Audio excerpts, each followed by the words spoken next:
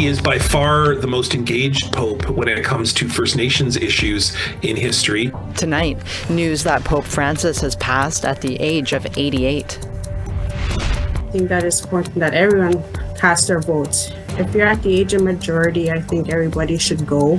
With 1 week till the federal election, we hit the streets of Kenora to find out what issues matter to the swing riding. But to see all the other amazing Indigenous writers up there, it's really inspiring. And Indigenous writers were honored at the Governor General's Literary Awards in Ottawa.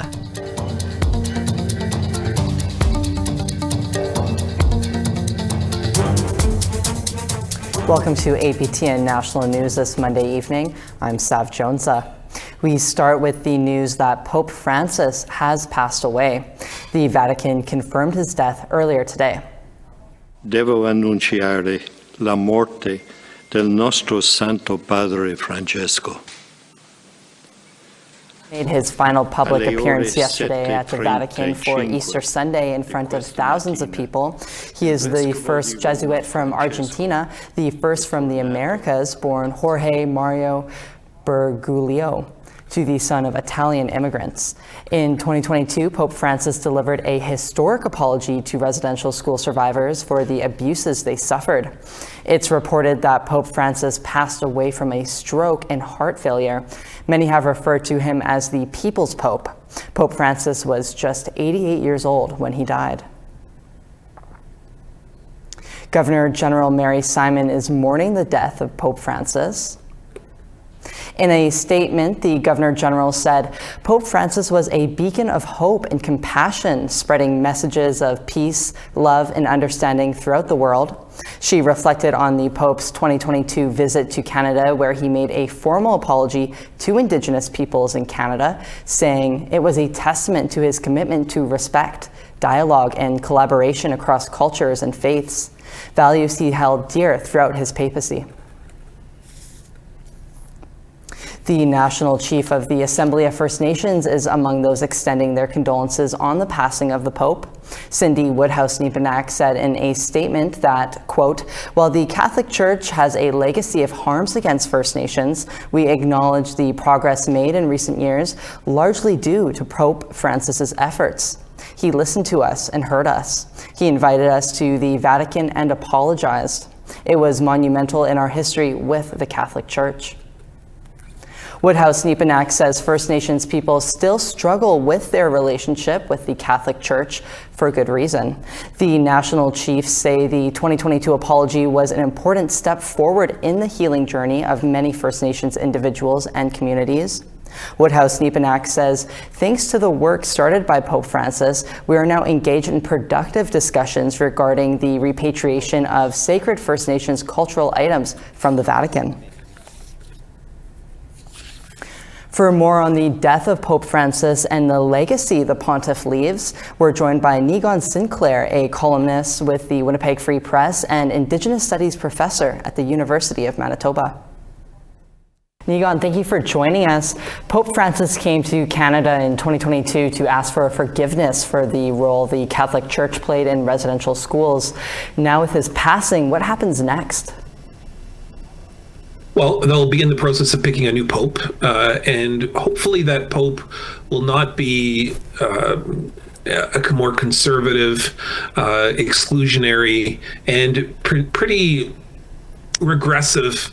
One of the tendencies that institutions have, and we just have to look to the United States as an example, is when you have a very progressive leader like Barack Obama, you have a very regressive leader like Donald Trump who wants to roll back, become more exclusionary, a lot more divisive.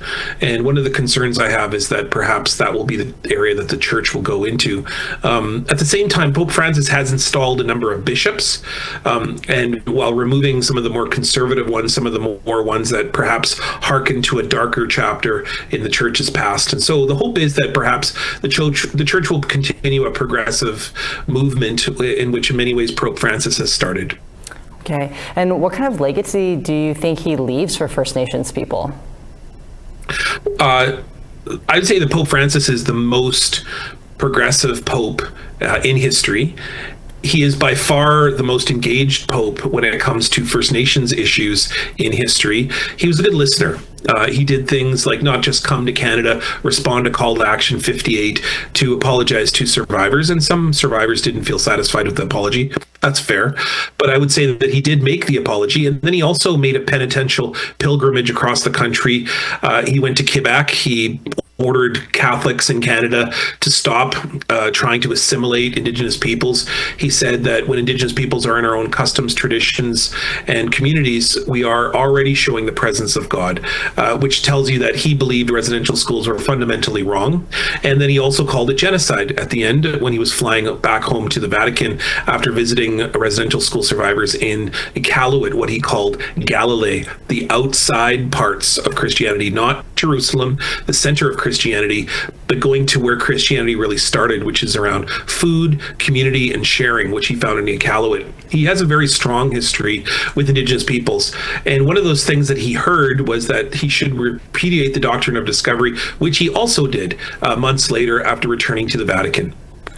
So going forward, what do you think this will mean for a reconciliation with the church? Well, I mean, it really was never up to Pope Francis to perform reconciliation on behalf of the church. He was simply there to nudge the process along, and in many ways to set forth a path for the Canadian Council of Bishops, which are the leaders of the Catholic Church in Canada, to begin to act more ethically, responsibly with Indigenous peoples. The credit for Pope Francis coming isn't Pope Francis. It's actually Indigenous leaders, Indigenous Catholics, Canadian Catholics who demanded, called upon the Pope to come to respond to what survivors had been asking for, because the Catholic Church is a very big footstep in our communities. What I would say is that the Catholic Church really has to take upon themselves the call from Pope Francis, which is to act ethically, to move the church towards communities. And as in the words of Pope Francis, bring the church and make it for everyone, everyone, everyone. That's his words, not mine. Well, great points there, Nigon. Thank you so much for chatting with us about this. Yeah, Nigon, thanks so much. Now to the Yukon, where RCMP are investigating the death of a First Nation woman in a rural community. Police say they were called to a residence in Ross River, about a 5-hour drive north of Whitehorse. They say 26-year-old Sky Dick had injuries reportedly from an incident involving a motor vehicle. Dick died from her injuries. An autopsy was conducted on April 16th, and a pathology report is expected in the coming weeks. Police say they're continuing the investigation into Dick's death. The Yukon Coroner's Service confirmed in an email to APTN News that Dick was a member of a Yukon First Nation. Last week, APTN profiled the Kenora Kiiwetinoong riding and its candidates. It's one of 36 ridings identified as a swing riding by the Assembly of First Nations. Now we bring you some voters from the riding as they tell you issues that matter to them. With more, here's TR Wheatley. Shoal Lake 39 is one of 40 First Nations within the Kenora Kiiwetinoong riding. Last week, NDP candidate Tanya Cameron was canvassing here, which had people talking about issues that matter to them. This is 26-year-old Rebecca Mandaman's second election where she could vote. She's noticed a shift this time around. Indigenous issues aren't at the forefront for any of the parties. Indigenous people, we're still here, and I think going back at looking at the last few elections where clean drinking water was a major campaign platform, residential schools, truth and reconciliation was a big platform item for the Liberals and the NDP at the time. This massive riding covers a third of Ontario, including many fly-in communities like Bearskin Lake, where Tricia Nothing lives. In past elections, she's helped set up a polling station. I think that it's important that everyone cast their votes. If you're at the age of majority, I think everybody should go. A big issue up north, access to basic living needs and access to the south. Climate is changing, and this year we had a really short winter road. I think it's almost time to start looking into an all-weather road. She says there's a housing shortage. Unfortunately, hundreds of reserves are also in the same boat. It's also why Tracy McKay moved from another fly-in, Big Trout Lake, 15 years ago, only to end up unhoused 10 years ago. I lost my My ex, he passed away, and my kids are in Whitefish Bay right now. McKay hopes the riding's next MP starts with tackling homelessness and the drug problem, something that's become a national crisis. Plus, drug use. I lost a couple people. Yeah, I quit a long time ago. People living in and around Kenora are usually the deciding factor. Whoever takes Kenora wins the riding, and for the past 3 elections, it's gone to the Conservatives. But Andrea Campbell says despite poll predictions, the average person is tired of them. We're tired of Pierre Poilievre's red herring issues and his attack on human rights and vulnerable people. Campbell is also worried about voter suppression. In 2021, voters in the riding complained about not having polls in First Nations.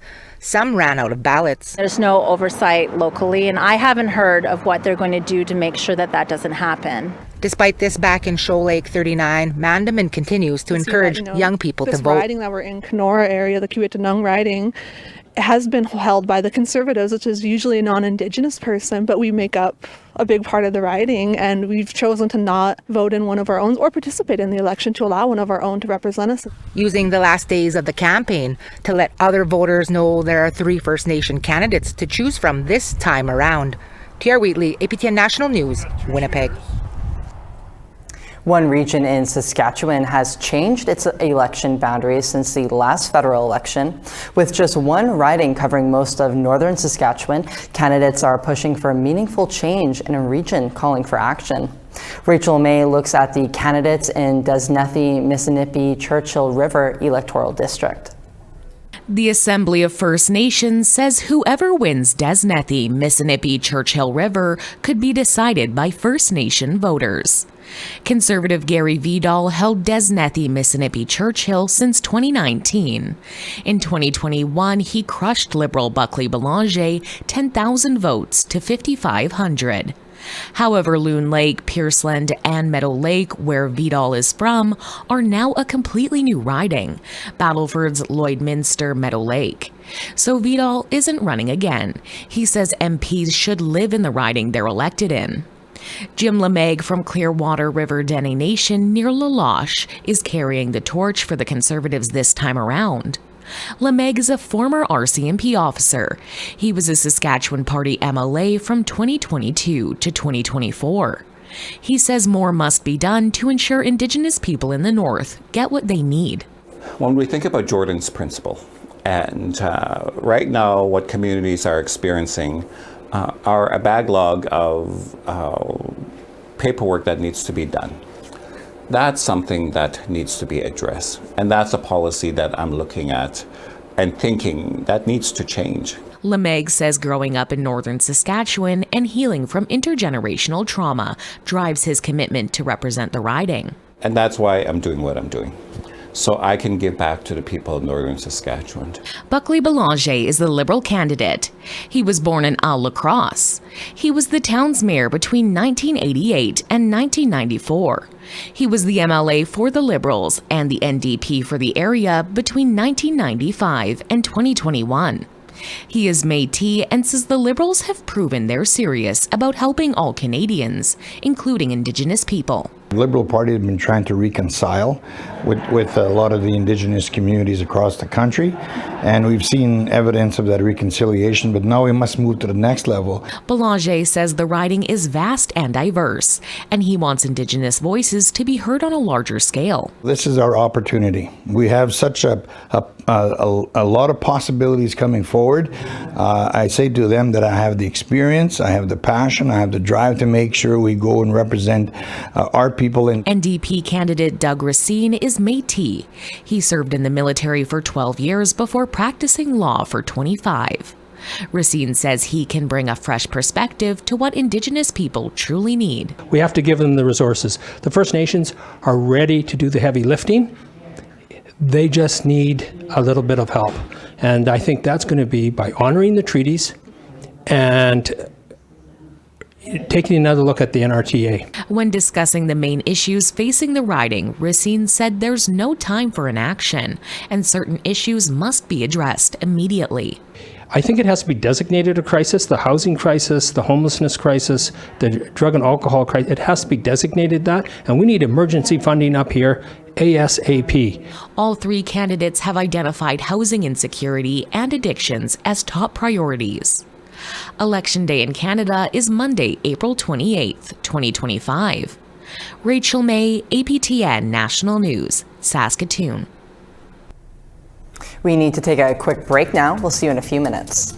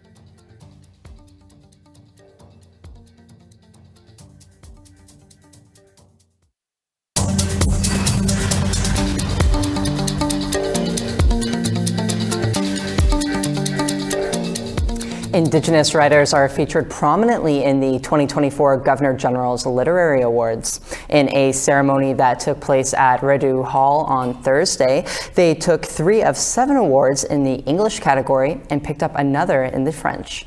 APTN's Fraser Needham has that story. Nonfiction, Winnipeg, Visions of Canada from an Indigenous Center. It was an emotional day for Winnipeg Free Press columnist Nagan Sinclair. Not only is he the recipient of a Governor General's Literary Award, he also lost one of his parents in the last year. Sinclair says his father, the iconic Murray Sinclair, is never far from his thoughts.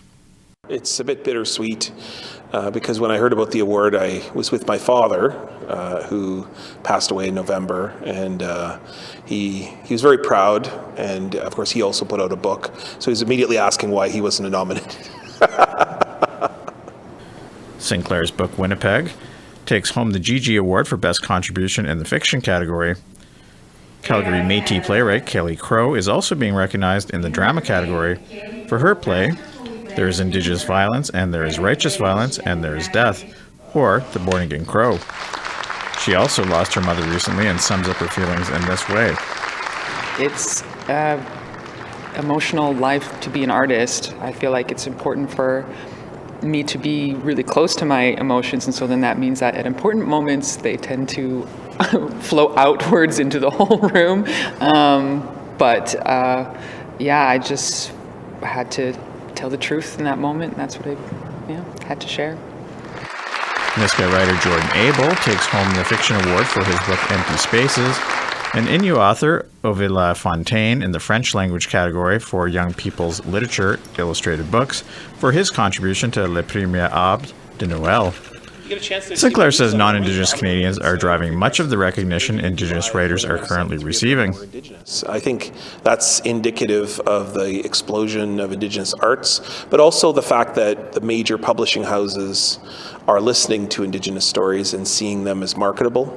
And most importantly, I think it's Canadians that are driving that industry. They're driving the interest, they're learning, I think they're working towards reconciliation.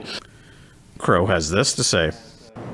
But to see all the other amazing Indigenous writers up there, it's really inspiring and really encouraging. And I just hope all of our ancestors are looking down on us, watching us. Yeah. Fraser Needham, APTN National News, Ottawa. We're always looking for your feedback or story ideas. Here's how you can continue the conversation with us. If you have a story you want to share, send us an email to news@aptn.ca. To read and watch our stories, go to aptnnews.ca. You can find us online on your favorite social media sites, including TikTok, YouTube, LinkedIn, and X. Follow APTN News to join the conversation and see our latest stories. We're going to take one last break, but stick around. We'll see you soon.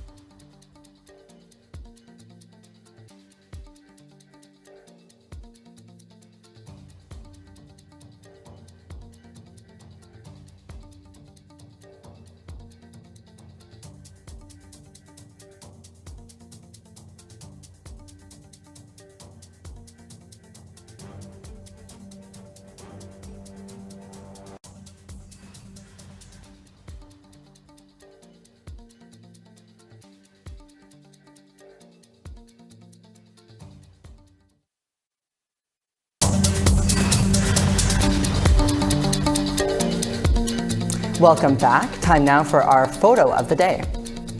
With spring in full swing, Dee Gallen shared a picture of Fonzie enjoying the nice weather. Fonzie shares a home with Murphy, an adorable canine, and Gypsy, a feline pal. Thanks for sharing, Dee. Send us your photos to share@aptn.ca for the chance to be our next photo of the day.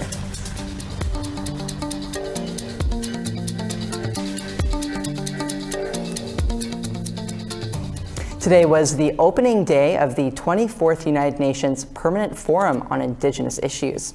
Thousands of people gathered at the UN headquarters in New York City. Angel Moore reports. I'm here in New York at the United Nations headquarters on the first day of the Permanent Forum, where Indigenous leaders and advocates have gathered to discuss the challenges of implementing UNDRIP and the responsibilities of member states. Speaking at the General Assembly about women's rights is water protector Autumn Peltier. She says she has realized water rights includes women's rights. That's why it's so important to protect our women and advocate for women's rights and protect our waters at the same time. So I believe it's all interconnected and it's all important to talk about on the same stage. The delegation from Quebec includes 10 chiefs, youth, and our AFN regional chief, Francis Farrell-Paul for Quebec Labrador. He says there has been no action with UNDRIP since 2019, and the main concern is nation-to-nation discussions. That consultation part, there's so many development on our territories, and there's been, we're always, as First Nation, participate in a good way, in good faith in this relationship with Quebec and Canada, but it's not always the case. Another delegation is the National Association of Friendship Centers. Samantha Jack is the youth executive. She looks forward to connecting with other Indigenous youth. We're looking for further connections, finding and sharing in global solidarity the expertise that we offer for urban Indigenous people in cities. National Chief Cindy Woodhouse Nepinak is here to meet with the National Congress of American Indians to talk trade with the implementation of UNDRIP. We've had cross-border trade for thousands of years, and it's unfortunate when governments around the world want to push to put all these tariffs on when we've never had tariffs before amongst ourselves. We've traded since time immemorial. Tuesday's events will discuss the impacts of resource extraction and reindeer. Angel Moore, APTN National News, New York. Great stuff, Angel. Sounds like a lot of great minds are coming together over there. That brings us to the end of our show this evening. I'm Sav Jonesa, and from all of us here at APTN, thanks so much for tuning in. Take care.